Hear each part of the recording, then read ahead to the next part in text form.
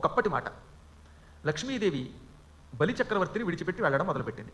అప్పుడు బలిచక్రవర్తి లక్ష్మీదేవిని, అమ్మా నన్ను ఎందుకు విడిచిపెడుతున్నావు అని అడిగాడు. అప్పుడు ఆవిడ అన్నది, నాయన నువ్వు విష్ణుమూర్తికి అన్ని దానం చేసేసావు. ఏమని దానం చేసావు?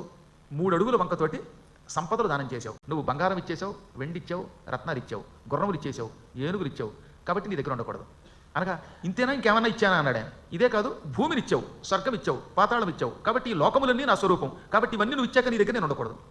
ఇంతేనా ఇంకేమన్నా ఇచ్చానా అన్నాడు ఆయన. అన్నీ ఇచ్చావు. అమ్మా నేను ఇవ్వంది ఒకటి ఉంది గుర్తుపెట్టుకో అన్నట్టు. ఏమిటది? నేను ధర్మమును మాత్రం ఇవ్వలేదు, సంపద ఇచ్చాను కానీ. సంపదలు దేనికి? సంపదలు ఎందుకు వస్తాయి అంటే ఇప్పుడు చెప్పాడనమాట. రత్నాలు, బంగారం, వెండి, ధాతువులు, ఈ భూములు, ఈ గృహాలు, ఈ పాండిత్యం, ఈ అన్నం, పానం, భార్యాభర్తల సంబంధం, ఇదంతా ధర్మమును ఆచరించటం వల్ల, ఒకానొకప్పుడు ధర్మమును ఆచరించడం వల్ల ఈ జన్మలో మనకు వచ్చాయి. ఆ ధర్మం తప్పితే ఇవన్నీ పోతాయి. కాబట్టి నాకు సంపదలు ఎందుకు? ధర్మం ఒకటి చాలు